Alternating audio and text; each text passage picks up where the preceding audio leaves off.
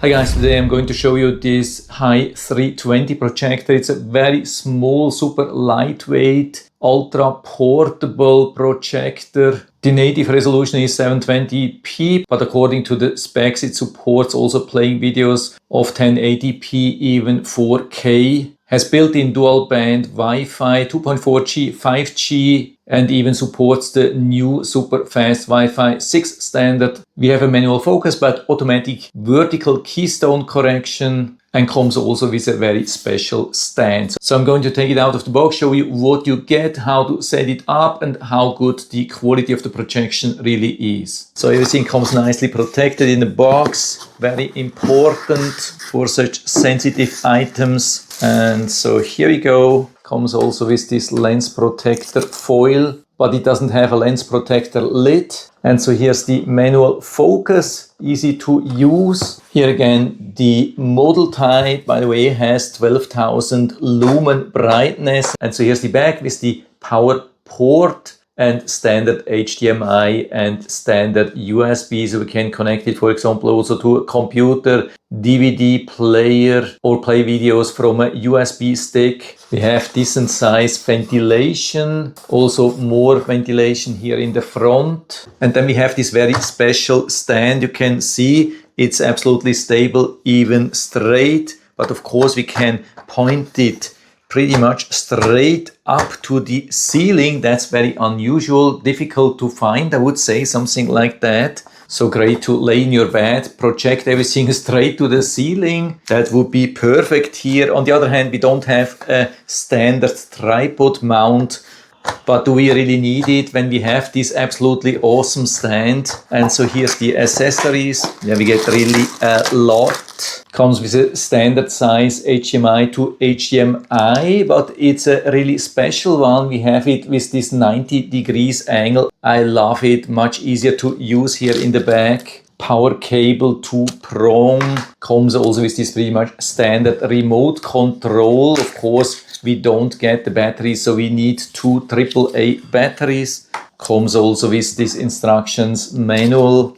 Okay, and so I have it here on my desk, so let's turn it on and turn off the light, or at least reduce the light here. So let's see if we can focus that. Of course, it's very close. We have to be aware that it's super close. Yeah, move the projector even a little bit more away. So I have it now at about 2-meter distance. Let's try to make it focus. Of course, when we are using it at so short distance, it's always a little bit difficult to have it in full focus from the left top to the right bottom, but I would say it's doing already a pretty good job. So I've lifted it up a little bit. And so we have the overview now with Netflix, YouTube, Google Play. That's absolutely awesome.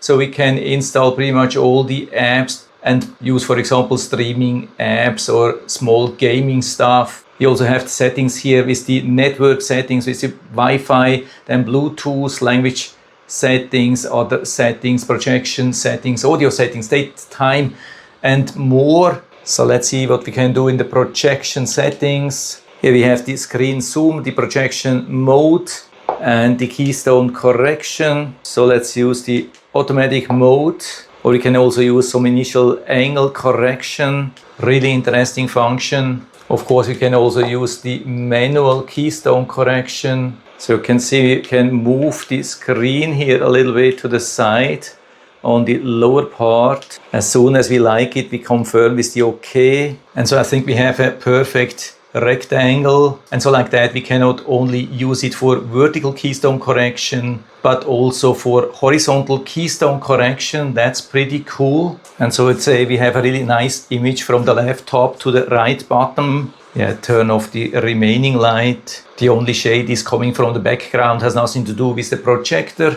And so let's see if we can play a file from the USB stick. Of course, we can also adjust the volume here. Don't make it too loud. By the way, it's my video. I have the full copyright, so you don't have to be worried. I can play that for you, even in full size, of course. So I would say really good. I would say the only thing is the door here in the back. Other than that, looks really good. Yeah, to be honest, I really love this image. It's quite even from the left top to the right bottom, except from the background, which is my fault. Also really beautiful. This scene here, also darker scenes work perfectly. And here a very bright scene also works nicely. Yeah, really nice. At least what I can see. A really nice, smooth, really good player here. Of course, let's also try this 4K video. Oh yeah, it's definitely playing. That's pretty impressive because a lot of players, I can really tell you, a lot of players are not capable to play really 4K videos here. Absolutely no problem. It's even really smooth. Let's also see if we can connect easily to the Wi-Fi. Of course, I have to blur that for privacy reason. I've added a password, so let's see if we can connect. It says connecting. And connected. And so we can even upgrade the firmware here. Of course, for the Google Play Store, you have to log in. And so let's also see if we can play games from a PC through HDMI. It was absolutely catastrophic. The slowest response I've ever seen from HDMI. Absolutely impossible to play games here. I'm missing everything. I mean, I'm not the best player, of course. But here I miss definitely everything. It's completely impossible to play anything.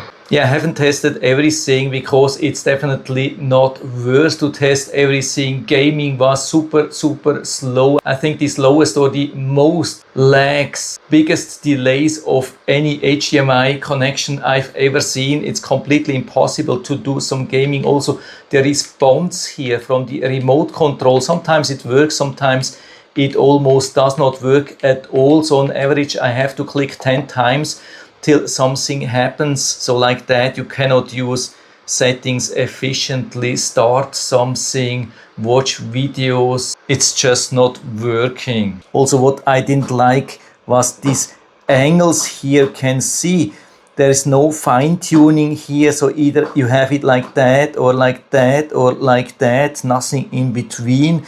And because we don't have any tripod mount, it could be very difficult to adjust it based on your needs. It would have been a nice thing for the price regarding the features, but when it's not working reliable, then it doesn't help. Can see either it's too high here or too low, so you have to put something in between. And it's also not very bright. Of course, it works indoor and you can make it pretty dark.